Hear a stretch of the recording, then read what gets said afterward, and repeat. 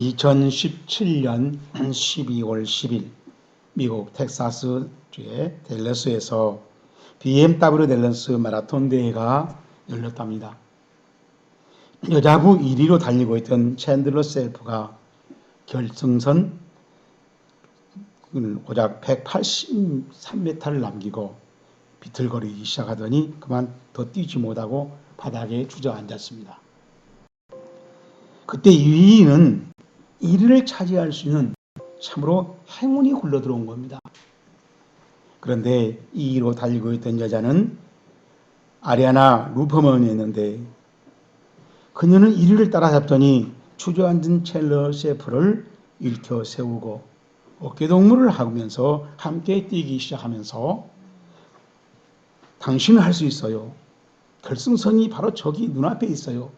하고 응원 반복을 계속하더니 결승선 앞에 도착해서 그 챈들러를 뒤에서 밀어주면서 1등으로 통과시키더랍니다.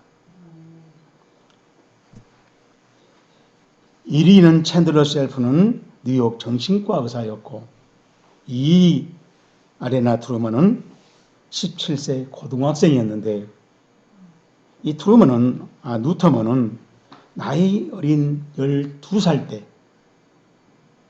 댈러스에 집 없는 사람들을 위한 비영리 단체를 만들어서 도와왔던 아주 기특한 학생이었답니다.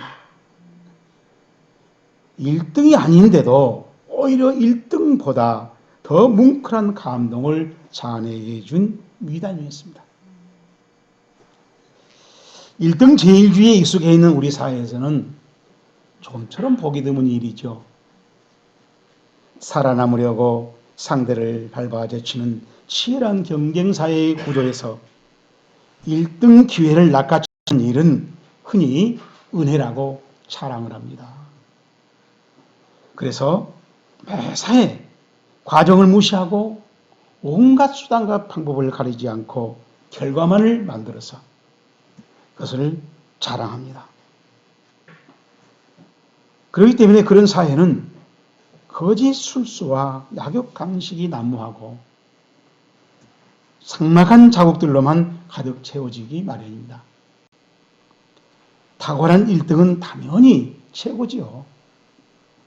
하지만 정황을 배려하느라고 2등을 자처할 수도 있고 오히려 맨 말단의 자리를 선택하면 삶을 살아가는 사람들도 많습니다. 우리 예수님이 그러셨고 그 예수님을 닮겠다는 바울이 그랬으며 20세기의 성자 슈바이처도 그랬습니다. 명심보감에 이런 말이 있습니다. 정심응물 수부독서 가위 유덕군자.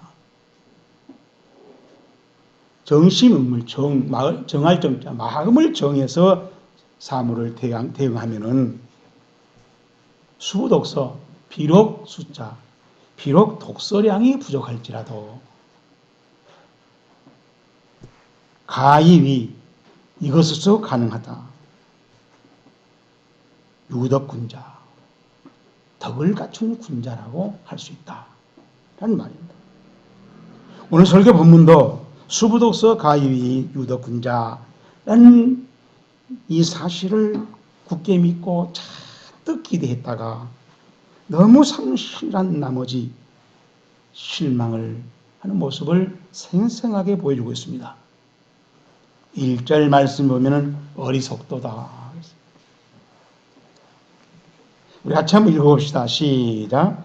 어리석도다 갈라디아 사람들아 예수 그리스도께서 십자가에 못 박히신 것이 너희 눈앞에 밝히 보이거늘 누가 너희를 꾀더냐. 아멘. 우리 성경에는 그냥 어리석도다 이렇게 시작을 했는데 원어에는 오 감탄사가 있어요. 그리고 어리석도란 말이 아노이에토이란 말인데 복수로 토이고 아노이토이스라는 단수가 되는데 아란 말은 아니란 뜻이에요. 우리 한자로 말하면 불 아니 무 없을 무자 아니면 아니 부자. 예, 노예토이라고 하는 말은 노예오란 동사인데 이것은 어떤 사실을 이해하는 겁니다. 그래서 그 이해한 것을 가지고 자기의 사상을 만들고 가치관을 만들어서 판단을 하고 그리고 그것을 어떤 개념으로 삼는 거예요. 그런데 바울은 오늘 우리 설교 본문에서 이 어리석도다 갈라디아 사람들아. 바울이 이 갈라디아서에서 갈라디아 사람들을 부르는 호칭이 제가 세어보니까 11번이에요. 그래서 11번 중에 9번은 형제들아 이렇게 불러요. 형제들아. 우리 바로 3장 15절에 나오죠. 형제들아. 그래서 마지막 끝에도 보면은 우리 6장 18절에 보면 형제들아. 자꾸 부를 때마다 형제들아, 형제들아. 9번을 불러요. 그런데 4장 19절에서는 나의 자녀들아. 이렇게 불러요. 그런데 3장 1절에서만 어리석도다 갈라디아 사람들아. 이것은 그만큼 바울이 속이 상한 겁니다.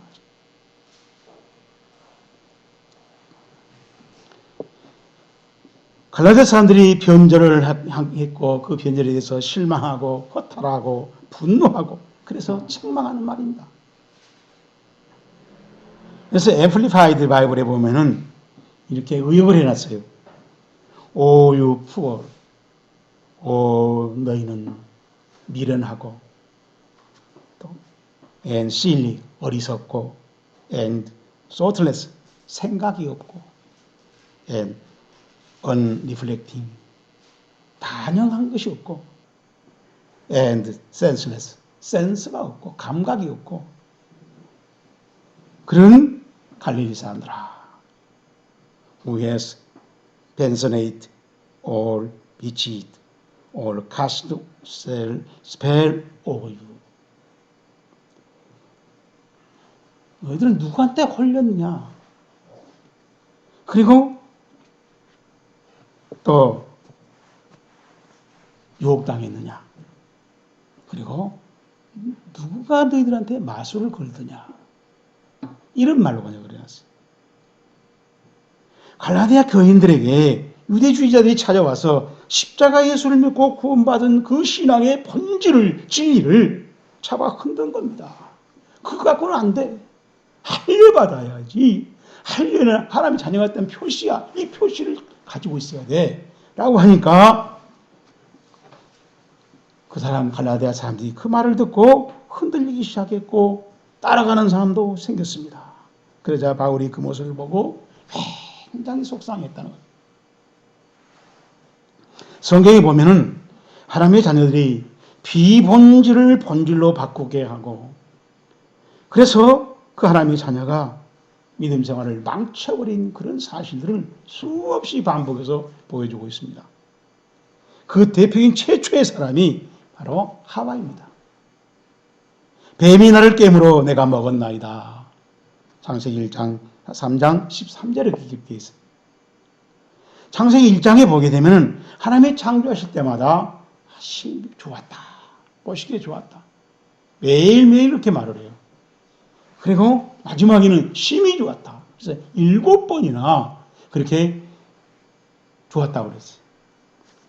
그렇게 좋은 에덴 동산에서 아담은 뱀에게 속은 자기 아내가 뱀에게 속아서 선악과를 따다가 주니까 그걸 먹고 이제는 저주받은 땅에서 살게 되었습니다. 창세기 3장 17절에 망해버린 거죠.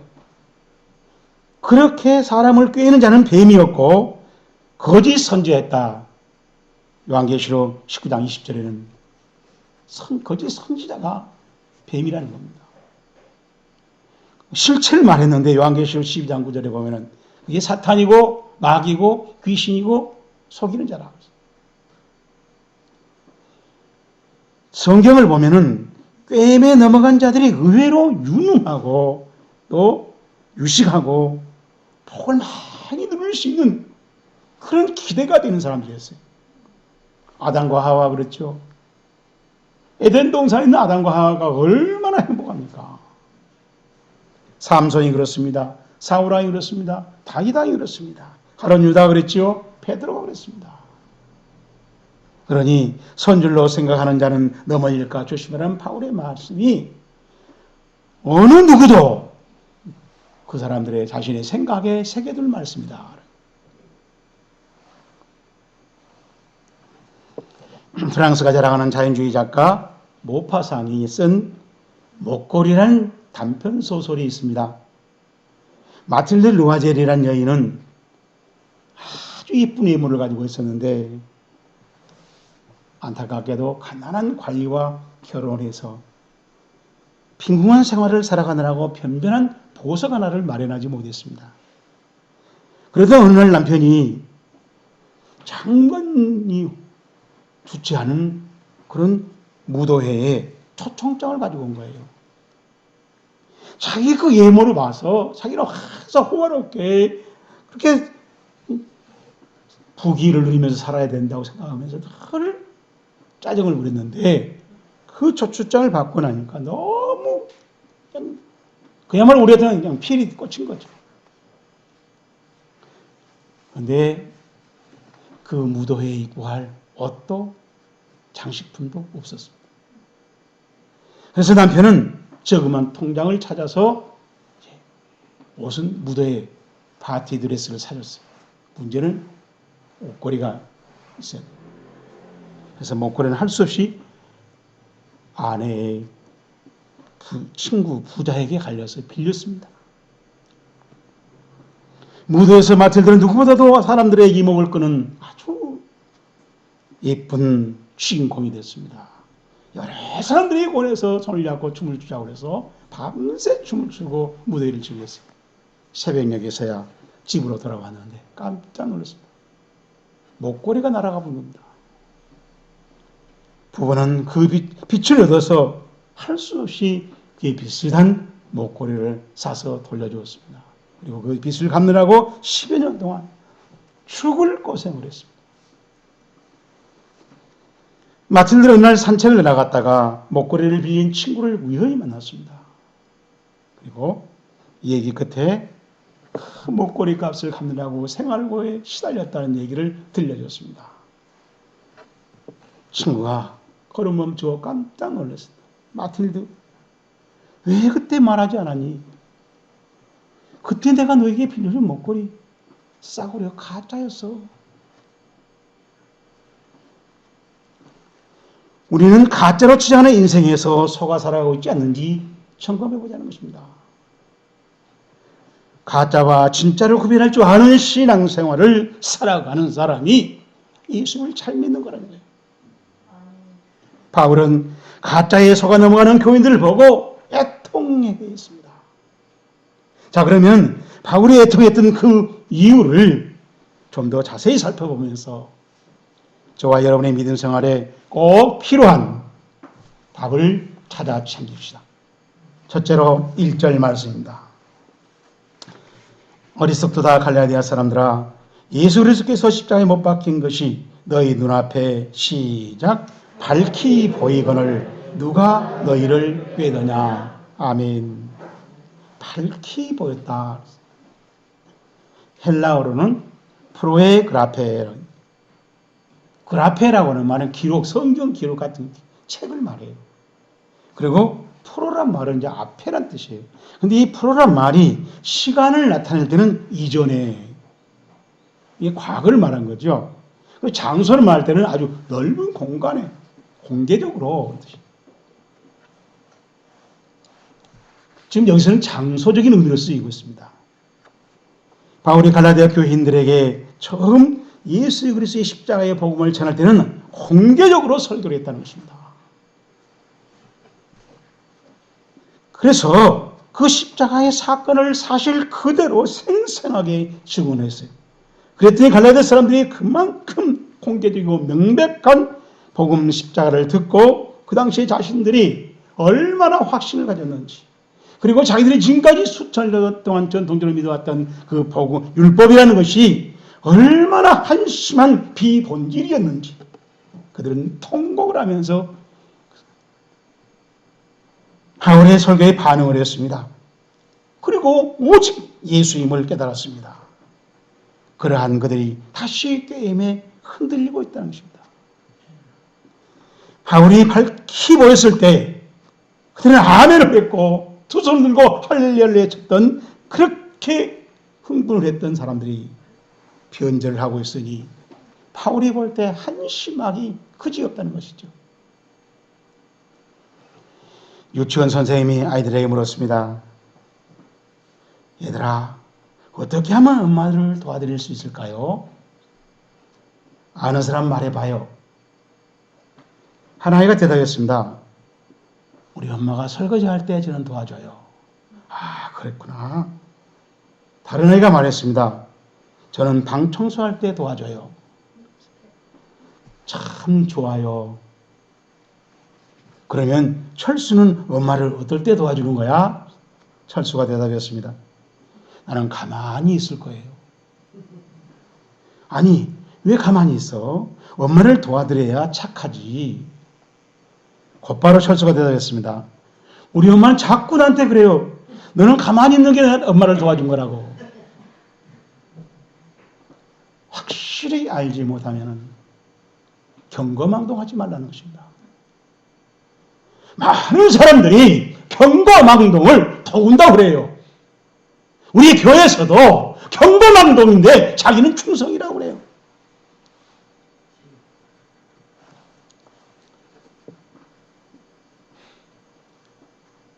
오히려 가만히 있는 것이 큰 도움이 될 때가 많다는 것입니다. 알고 하나님께 순종이 되는 것을, 충성이 되는 것을 신앙생활로 해가라는 것입니다. 바로 이것은 신앙생활에서 우리가 꼭 명심해야 할 사실이라는 것입니다. 두 번째로 우리 2절 말씀 보겠습니다. 내가 너희에게서 다만 이것을 알려 하노니 너희가 성령을 받은 것이 율법의 행위로서냐 혹은 시작 듣고 믿음으로서냐. 아멘.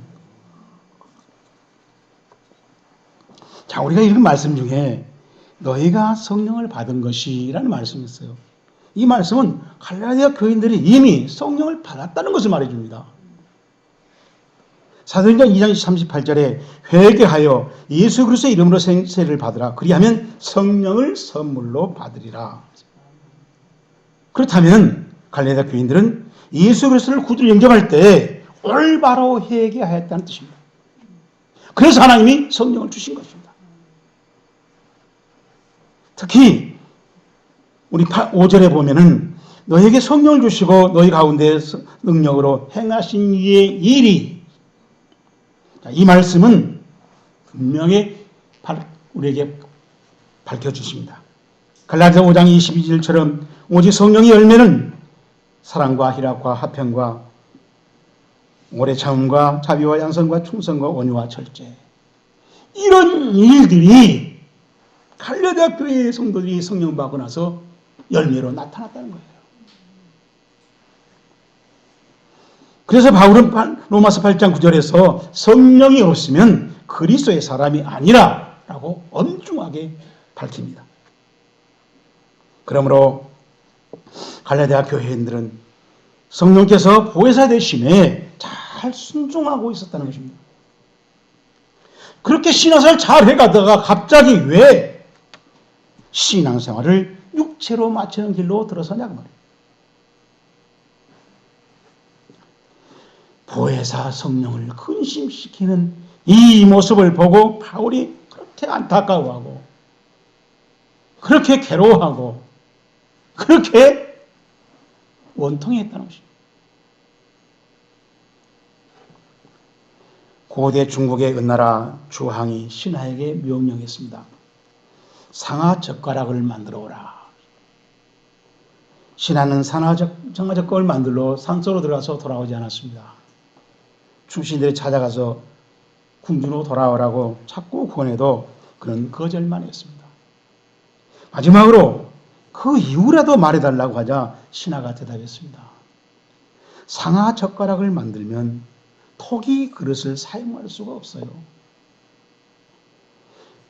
상하 젓가락과 조화를 이루려면 금이나 은으로 주옥 같은 그릇을 만들어서 거기에 진수성찬으로 호랑이 고기나 고래고기를 올려야 합니다.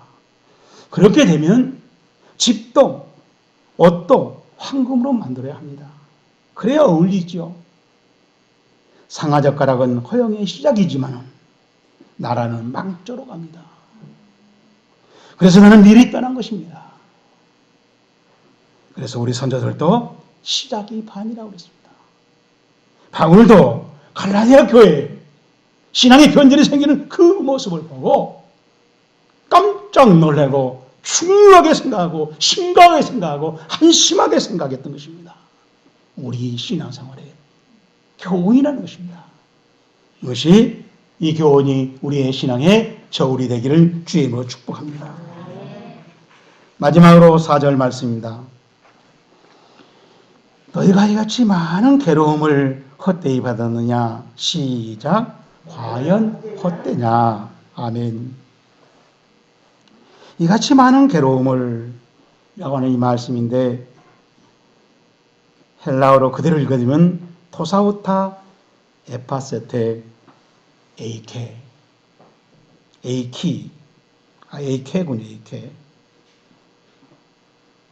토사우타라고 하는 말은요, 이렇게나 많이, so many things, 그렇게나 많이. 에파세테란 말은 고난을 받았다. 너희들은 고난을 받았다. 그리고 에케테란 말은, 에이케라는 말은 알맹이가 다 날아가거든. 속이 텅텅 비었더라. 그래서 세번역 성경을 보니까 우리나라 성경에 참말로 허사였습니까? 한 일이 다 헛것이라는 거죠. 그렇게 많은 괴로움을 당하면서 신앙생활 하는 것들이 다 알맹이가 없습니다. 속이 텅텅 비었다는 것입니다. 에파세트라고 하는 말은 파스코란 말의 과거형인데 이 파스코란 말은 그야말로 우리말은 고생이에요. 밟히고 당하고 빼앗기고 하는 시달리고 그러는 고난을 말해요. 복음을 받아들이고 그 복음을 지켜나가기 위해서 유대주의자들과 로마인들에게 수많은 고난을 밟히고 밀리고 빼앗기고 당하고 산 것을 말합니다. 그런 것들이 무슨 소용이냐?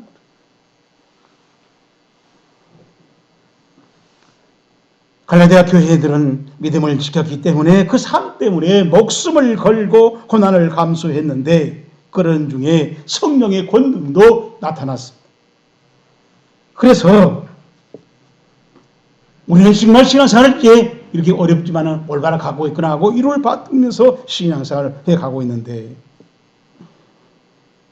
다른 복음을 듣고 속음수에 속아서 유대주의자로 다시 돌아가고 있다는 것입니다. 그 돌아가는 것은 지금까지 피눈물 나게 신앙을 지켜왔던 신앙의 정조가 다 알맹이가 소용없는 것이죠. 무효가 되어버립니다. 이 사실을 알고 바울이 너무 괴로워했던 것입니다. 그래서 바울은 다시 갈라디아 교인들에게 성경 말씀을 가르치기 시작합니다. 바로 그게 6절부터 9절에 기록되어 있는 겁니다. 아브라함의 신앙 삶을 가지고 설명하는 겁니다. 이것을 우리 할아버지들은 이신득이라고 했어요. 믿음으로써 의를 얻는다. 라고 이렇게 한자로 만들어서 가르쳤었는데 창세기 15장 6절을 인용하는 겁니다. 아브라함이 하나님을 믿음에 이것을 의로 여겼다.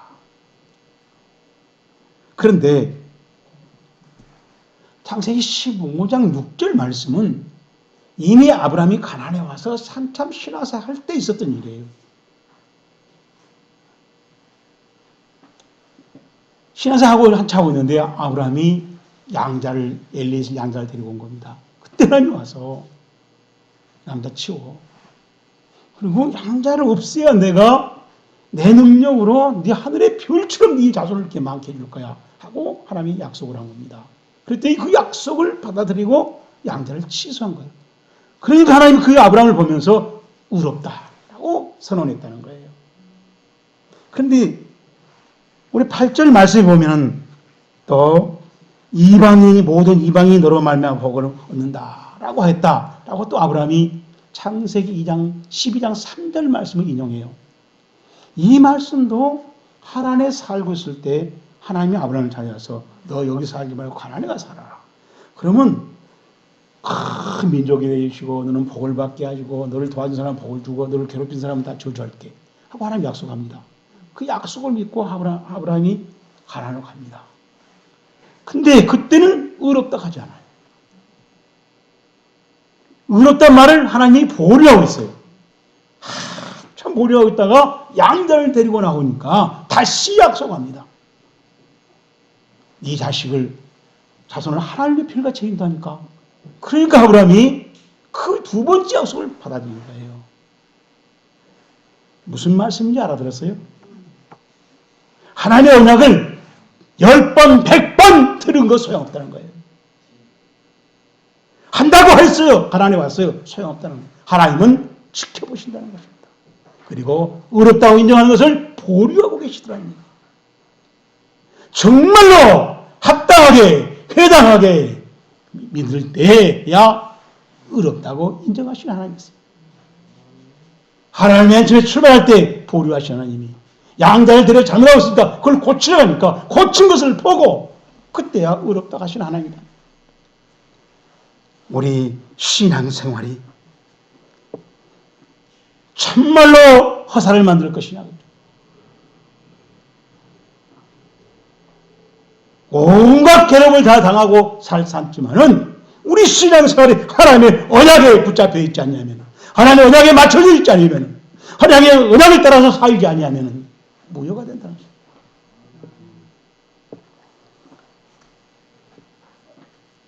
괴로움을 당하는 것이지만 그 괴로움이 우리 신앙생활을 가는 좁은 길 위에서 이루어지는 삶일 때 의미가 있는 것이죠. 좁은 길을 떠나버리면 다 무효가 되어버린 것입니다. 과연 무효로 만들 것이냐? 라고 바울이 할 말이 과연 헛되냐? 라고 말하고 있는 것입니다. 우리 신앙생활이 무효가 되지 않기를 주의 이름으로 축복합니다. 오늘 우리는 갈라디아 교회의 위기를 보았습니다. 가만히 들어온 거짓 성제들이 끈질기게 접근하더니 결국 그 거짓의 교인들이 동조하기 시작했습니다. 그것을 바울이 바라보고 바보짓이라고 결론을 내렸습니다. 그래서 바울은 예간장을 태우면서 갈라디아 교회에 편지를 써서 보냈습니다. 그게 오늘 설교 본문입니다. 이 모습에서 우리는 명심할 일을 발견하게 됐습니다. 믿음은 삶의 중심을 올바로 맞추는 것입니다. 자기 중심에서 하나님 중심으로 맞추는 것이 바로 믿음이요. 그것이 하나님이 원하고 있는 것이요. 그렇게 맞춰져서 살아가고 있을 때 의롭다고 인정하시고 하나님의 축복을 우리에게 이루시고 영생복락으로 인도하신다는 것입니다. 이 신앙생활에서 한 사람도 무효되지 않기를 주의 이름으로 축복합니다.